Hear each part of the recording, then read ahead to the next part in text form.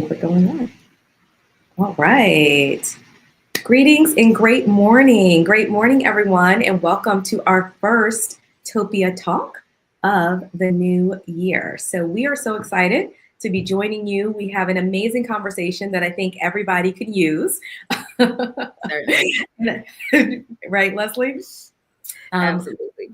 Yes, we're going to be talking about how do we elevate our work-life health, harmony, happiness, and productivity. So something we can all use. So we're just going to do a quick check, make sure that we are live on all of our platforms. Let's see here. Trying to go live for the first time on IG as well. So did my little go live.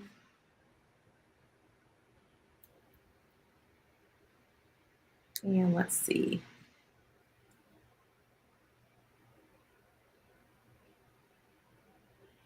I was hopeful, but we're going to just go ahead and get into it, you all. We're going to get into it. All right. So here and joined today by our resident mental health therapist that provides emotional and mental wellness coaching on the Topia platform, Leslie Stevens Tavera. Welcome. Thank you. Thank you. Thank you so much, Naya, for having me. I always love it when we can get together and chat about all things wellness and mental health. Absolutely. Reunited, and it feels so good, right?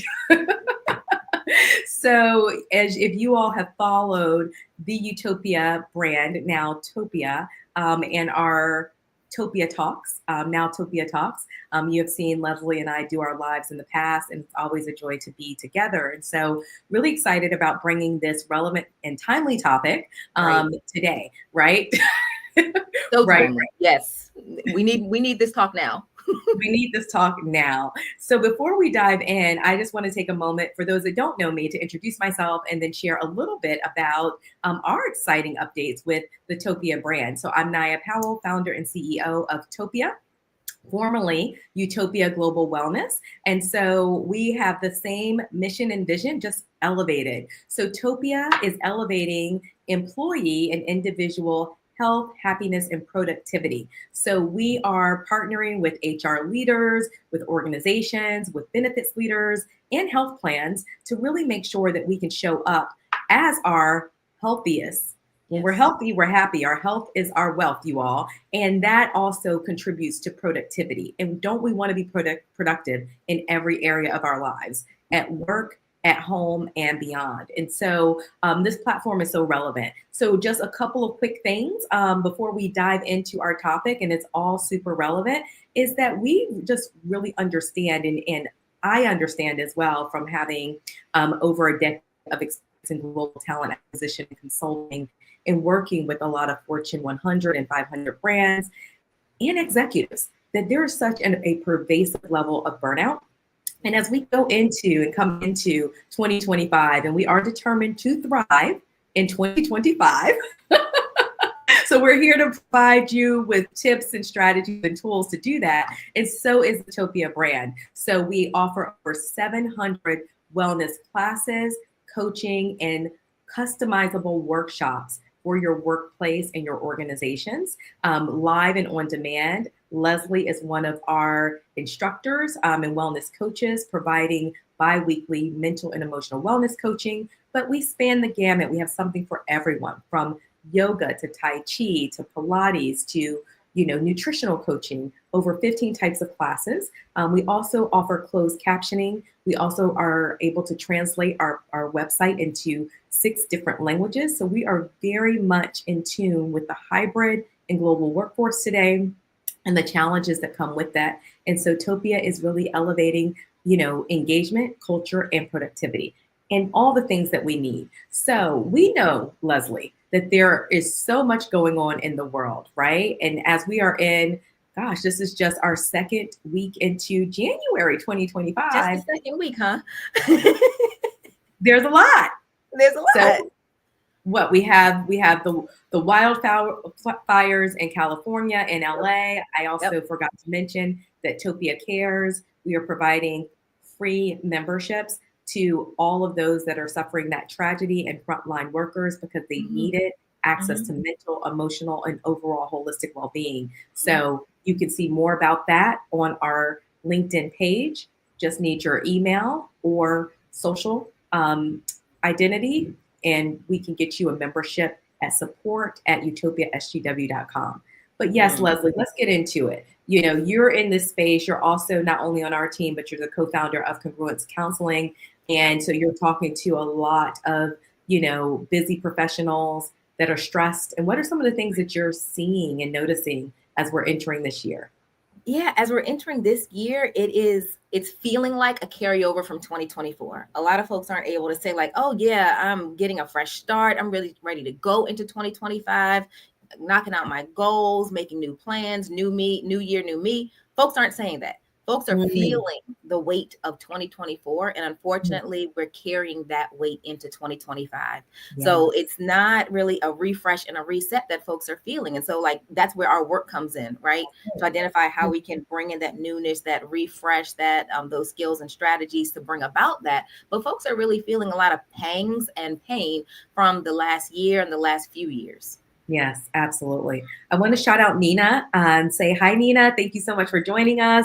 If you are joining us, take a moment to let us know where you're joining us from. Also, let us know how you're feeling about the new year. What are some of the pain points? What are some of the stressors? Or if you're feeling amazing and you're already thriving in 2025, drop that in there too. I think the reality of life is that, and I say this often, that life is full of peaks and valleys, and sometimes we're having them all at the same time. So Yeah. while we have all of these things from the political climate to, transitions in administration to the uncertainty in our economy to recent layoffs by some of our tech giants, like all of the things that we see in our news headlines, we really have to know how to have our own personal self-care toolkit. Yeah.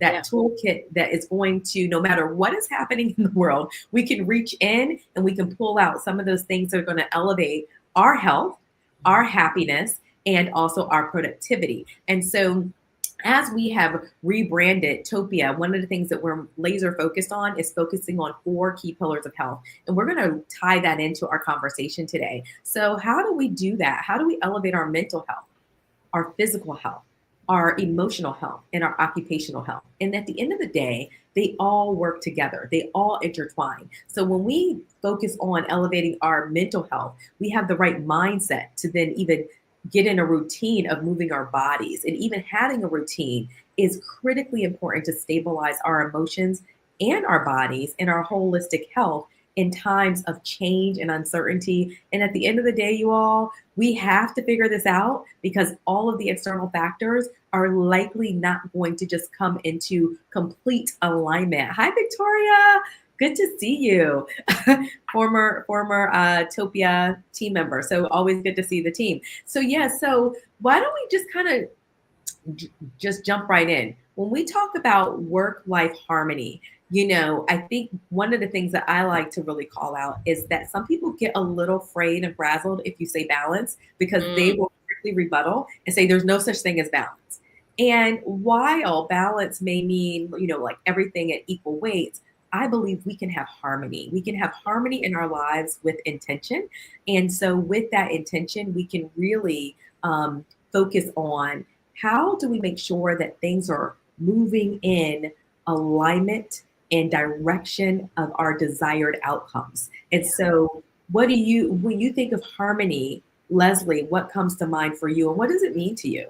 Yeah. Harmony means peace, and it's making peace with all the parts, right? So Mm-hmm. like you're saying, you're not going to give 50, 50, 50, 50. It's not going to be 25, 25, 25, 25. It is making peace with this area gets 30 right now in this season. This area gets 60 right now in this season. This area gets 40 right now in this season. It is making peace with, finding acceptance with where things are falling and being tuned into like the seasonal nature of things. We're not going to be able to dedicate 100% to everything all the time. And we need to be or learn to become more comfortable with that truth and that reality. Absolutely. And I always love to share stats. I like to be rooted in, details and facts and stats. And so Harvard Business Review has done a study and it has found that those who believe that they have good work-life balance report 30% higher job satisfaction, 30%. and 20% higher productivity. So our happiness levels contribute directly to everything that we're doing. And it Yeah. is so important. And I love what you when you said making peace with all the parts, because there are so many parts that we can't control. We can't control that it's raining, but I can control by putting on, I can control myself by putting on a raincoat or Right. taking an umbrella, right?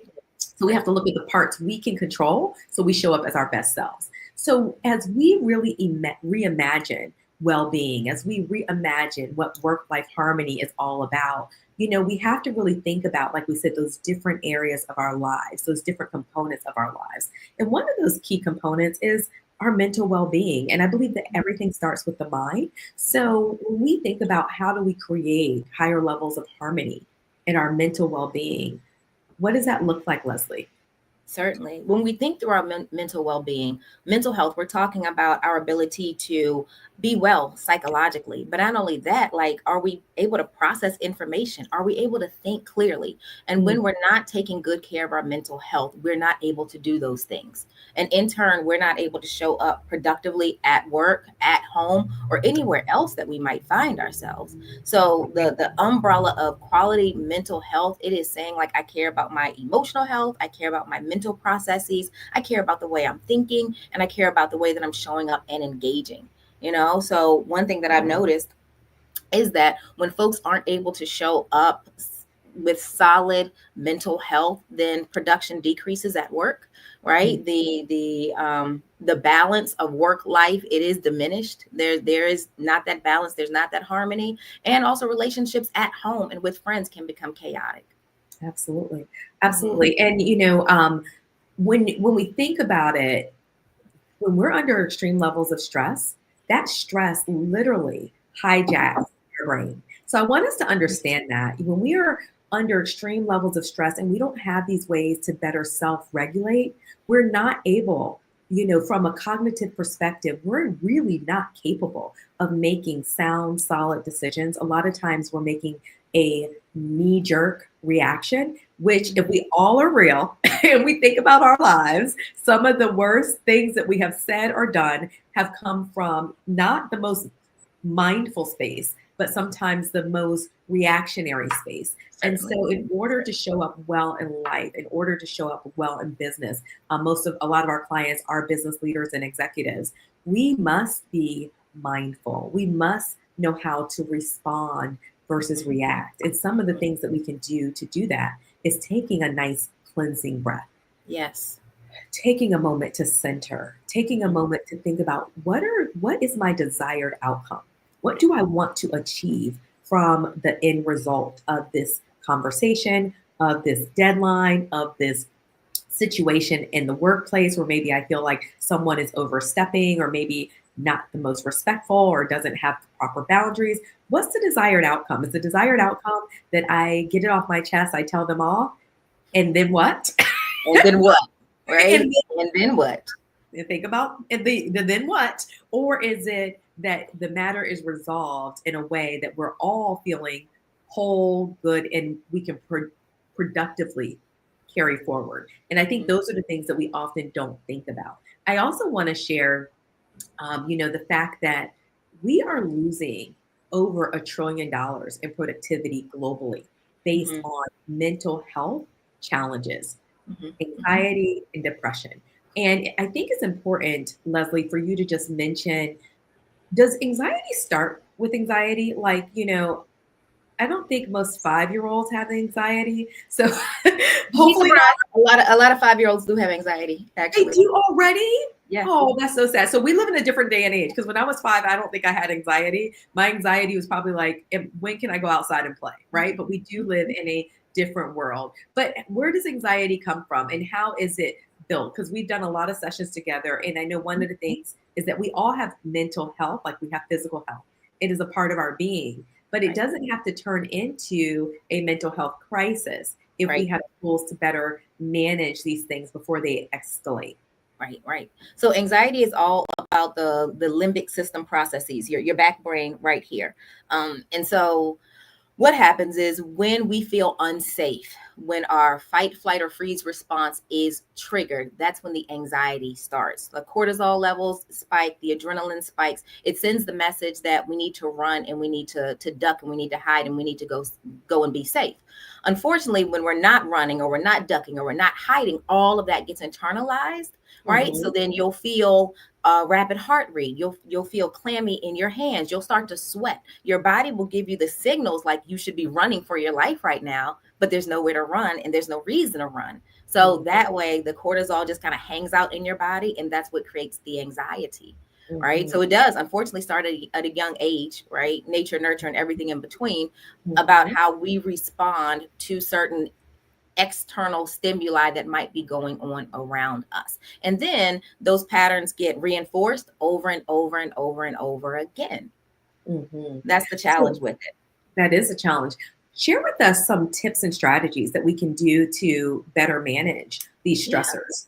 Yeah. I often talk about in terms of emotional regulation, right? There's co-regulating. That's when you regulate with someone else, and there's auto-regulating. So if we're talking about the professional setting, we want to learn to auto-regulate. If we are engaging in a meeting with our boss and the boss, we feel triggered, perhaps, right? We're going to a meeting, we start feeling anxious. We're asking ourselves, why am I feeling triggered? We want to do some things that'll help us auto-regulate. Breath work, like you were saying, engage in the deep breathing, engage in the mindfulness, engage in the somatic experience, asking yourself, what is going on in my body right now?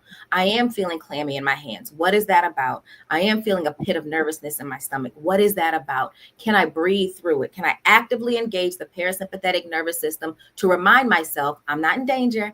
I am safe. Can I self-talk? Can I talk back to myself and say, hey, I am safe. I am safe. I am calm. I am peaceful. Can I go to a space in my mind where maybe I was on vacation with my family last week and that felt good? So I bring that mental picture into my experience right now. It's all about getting the body calm, and then you can get the mind calm. When you're in fight or flight, you're not going to think rationally first. It's can I calm down my systems first and then move into a space where I'm thinking clearly. And I would also say too, I think a great practice that I have learned to incorporate for myself is why? Why am I feeling this way? And a lot of times it goes well beyond the surface. It goes deeper than this person said this. Maybe it's triggering, and it's triggering a history, or it's triggering a past experience or a pattern of past experiences that may be external and aside from this particular person. And oftentimes it's not about that person. It's not about that experience.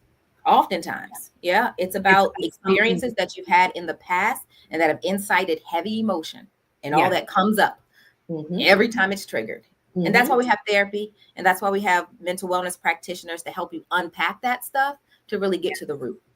Absolutely.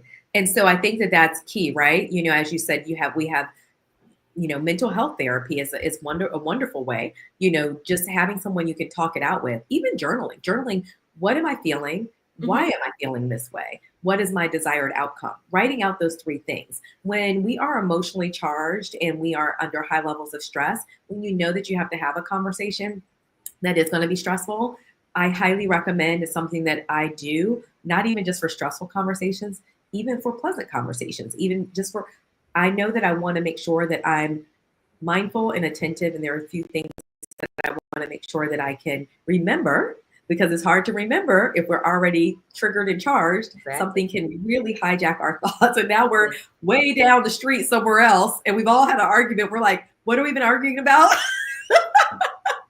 Because something triggered something, and now you're talking about something that is left field. So having a couple of notes or bullet points, and I think it's okay, especially in a work environment, to say, like, I have a few notes, in terms of just some of the things I wanted to share with you during this conversation, or I would hope to discuss during this conversation, because some people may feel funny about having notes. I just think it shows a level of thoughtfulness and preparation, and it helps you to stay focused, right? Yeah, so it really helps you to be clear. Yeah. Your messaging. Yeah, clear on your messaging. Absolutely. Any other thoughts before we move on? Yeah, I love our platform, right? So even tuning into our platform, if you can't get to mental health therapy, if you come to our platform, you're going to find some sort of coaching tool that's going to help you, whether it's the mindfulness or the breath work or coaching sessions with me. You can get those on demand, right? And just sometimes having just a little snippet in your day to jog your memory to get back to center. That's all you need. A little snippet, it doesn't take everything every single day. That's how we build our toolbox, but go for the little snippets. Absolutely. And I love starting my Mondays with Leslie's mental and emotional wellness coaching. It's group coaching. If you're a member, you can join unlimited classes live and on demand. And it's a great way to reimagine our Mondays. Mondays are a day that people loathe. More strokes happen on Sunday night than any other day of the week because people are so tense and wound up about Monday. But what if we could reimagine our Mondays and really set our week off just on fire and just with excitement by making your morning meeting free? If you can make your morning meeting free, make it meeting free so you have time to catch up on emails, be of clear mind, and strategic for your week. That is really important. Make those meetings if you have to have some later in the day, starting off mindfully, even with, your meal prep, because it all works together. We're not two separate persons, our work person and our professional person. We're holistically the same person. So we need to make sure that we are setting ourselves up for success. And when we talk about even meal prepping, we'll talk about also in our classes, we have nutritional coaching, mindfulness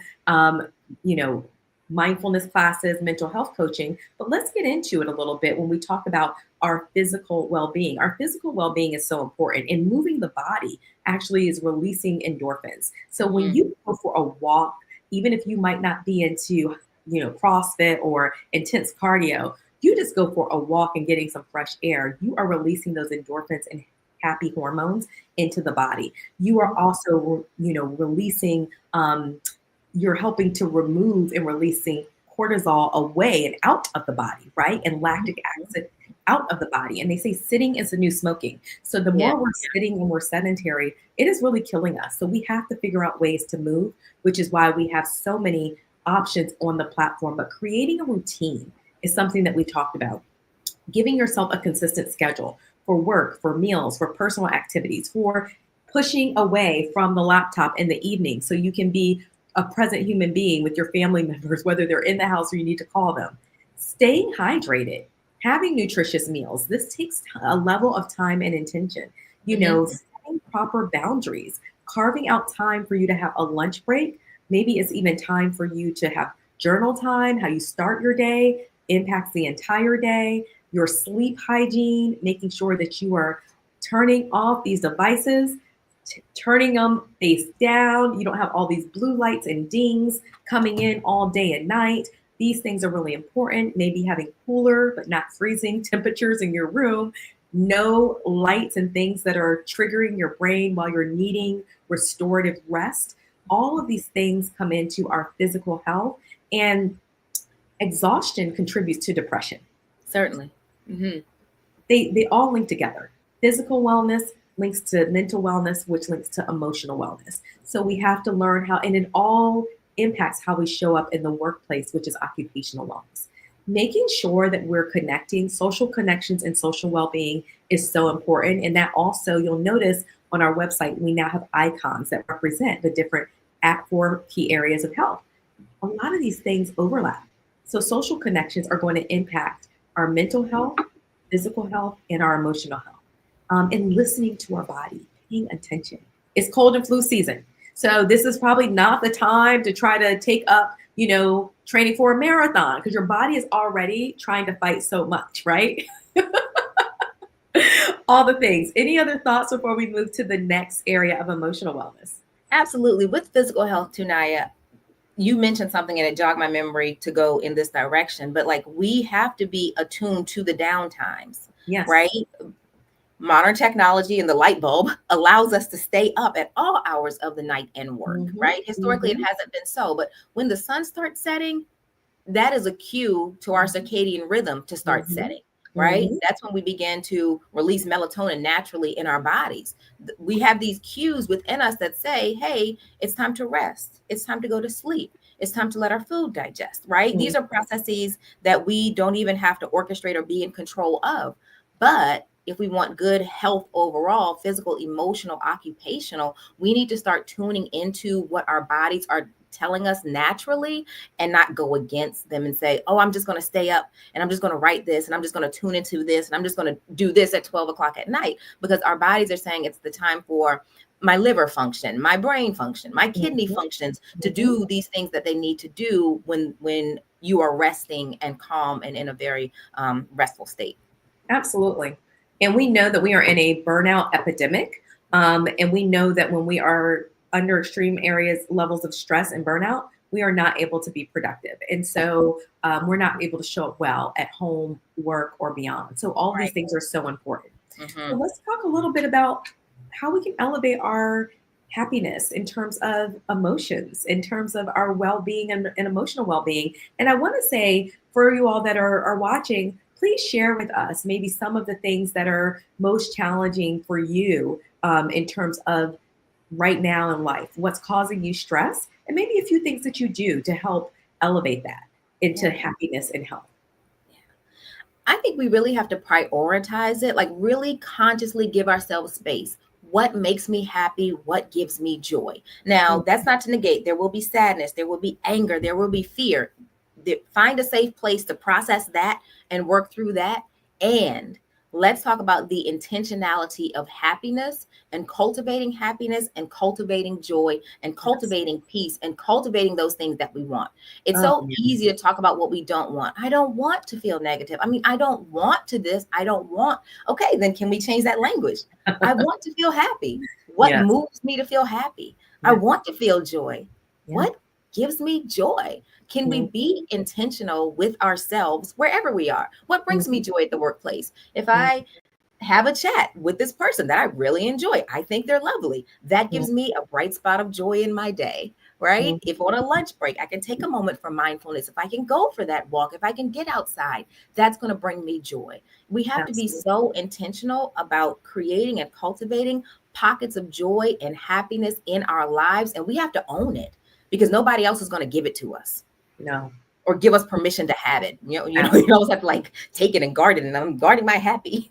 Absolutely. And I love when you said, tap that person that, you enjoy their company and say, hey, you free to grab a coffee? Are you free to go for a quick walk? Making sure that we're creating these connections. One of the things I also am a big advocate of is getting involved. When I was working at Red Hat, I was a facilitator of mindfulness every Wednesday. And I remember sometimes saying like, oh my God, my plate is overflowing. My workload is crazy. I was supporting like 30 different hiring managers in global talent acquisition. Why am I doing this? And then, I just felt, as a woman of faith, I felt God saying to me, you know what? You're complaining about this, but this is the part of your professional hat that you love, because facilitating mindfulness is a part of wellness, and it's also a part of coaching, part of my coaching practice. And so I had to kind of reframe, and I had to say, actually, I love this, and I get great joy and energy from this that helps propel me through the more stressful parts of my work. And so thinking about how we can even look at our work differently, and that also lends itself to our occupational health. I know, Leslie, you may have to hop off, and I will continue if you do. But is there anything else that you wanted to share before you leave us? No, I mean, just to sort of reiterate many of the things that you were saying. The physical health, the emotional health, the mental health, the occupational health, they are all interconnected. And so key takeaway from me would be to be really diligent about taking care of yourself, right? And we talk about it's not the fluff, take care of yourself, but be diligent about what do I need right now to prioritize all of these levels of health for myself. And then when I'm full, when my cup is full, then I can pour out to other people. So really just prioritize these 4 key pillars for yourself, and know that through that work, you then are going to be so much better for your company, for your family, for your friends, to really show up in that way. Absolutely. Thank you so much, Leslie. Again, thank you so much for having me, Naya. Y'all have a great day. Make it a Topian day. We're going to keep it going, you all. Keep it going. We have a few more things to share. We'll go to maybe like probably 12:15, if not before. But if you do have questions, go ahead and put them in the chat. Would love to answer those for you all.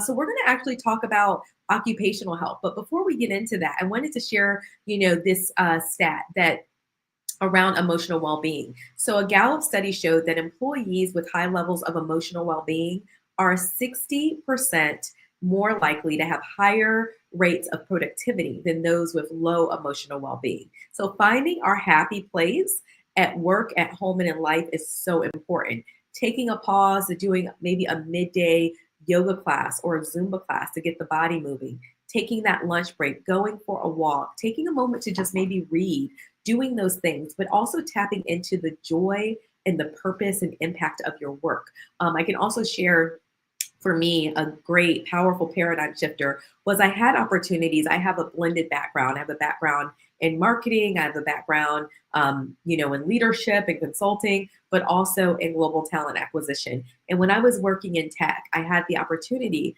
to shift into marketing, which I love. But you know what? I felt like I would make a greater impact in helping to create a pathway for diverse talent to get into tech. And that was important to me. And so I decided to stay because of the purpose and impact of my work that I found very rewarding and the communities that I chose to be involved in. And I'm still in tune and in touch with one of the ERGs that I helped to build, called Build at Red Hat, and still in community with the folks from this community. And you're talking about 5 years later. So finding ways to connect in community is also significantly important. And sometimes you see a need. Sometimes we didn't have a community called Build prior to. We created the community. So even finding people that are like-minded, that you can build communities within your workplace and even beyond, contribute to that emotional health, happiness. So I'm going to see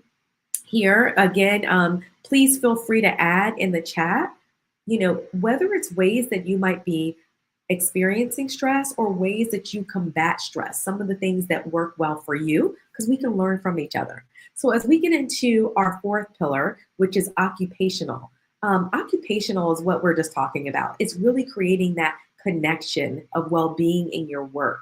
And so there are lots of factors. Some of that is mental well-being in terms of how you see your work, your stress levels, ways you combat your stress levels. Other things include, like we talked about, proper boundaries, but even, again, finding that connection to your purpose in your work, the meaning in your work, the passion in your work. And I have found in life, and I have been working for many, many years. I actually had my first legit job at 15, had my working permit and all that good stuff. And I worked at a summer camp. And while there were things that I loved about working at the summer camp, there were things that I didn't love about the summer camp. So I think when it comes to work and life, there are going to be aspects that we enjoy, things that we don't enjoy as much. But how can you lean into your strengths? And so one of the areas of occupational health, in a way, a strategy that we can really become more self-aware about what our strengths are, is doing assessments. So if you're a leader, a team leader, or HR leader, or even individually, I highly recommend that you do some assessments or incorporate these into your team. So it can be strength finders, it can be DISC, it can be Myers-Briggs, it can be a number of different assessments that are out there. There are so many. When I worked with Korn Ferry, we had a number of leadership assessment tools. The 360, which is a wonderful assessment. It's not only how you see yourself, but how others see you too. And that's very insightful. But the higher your emotional intelligence, the higher your self-awareness is, the more successful you're going to be in life, the more fulfilled you're going to be in life, because now you're able to really align your skills, your strengths, and your assets in places where they're going to be most needed and most valuable. And so that's going to have a direct correlation with our satisfaction in the work that we're doing. So I highly recommend doing that, and even looking for opportunities to do stretch projects, maybe looking for opportunities to cross collaborate with other teams, having coaching conversations with your manager, and just talking about what are some of the things that you like to do to sharpen your own saw to make sure that you feel confident in your role, to get some more of the training that you need, maybe those assessments that you need, and look for opportunities that you know will allow you to contribute in ways that are meaningful to you, along with the things that maybe we don't love. So if you're a person that is an extrovert, you love people and presenting, you may not love getting in the weeds of, let's say, the reporting part of your job, but it goes with it. But finding ways to index in higher areas of fulfillment. There are also other ways, I think, as a team leader, as a people leader, fostering and encouraging open communication where employees are comfortable sharing their thoughts and their ideas. Ways that we can do that in simple ways is just even in team meetings, encouraging everyone to share their perspective, even if it takes 30 seconds or 1 minute, coming off of mute. For those that are maybe more reserved and maybe they're more introverted, that can be difficult to just jump in there. So I think as people leaders and team leaders, encouraging that from everyone is important. Incorporating wellness plans, comprehensive wellness initiatives such as the ones that we offer at Topia, where you're able to include your organization or your team in wellness experiences from yoga to Tai Chi to Topia Talks, if you will, whatever that looks like, or even fitness challenges that encourage everybody to get moving and to invest in their well-being.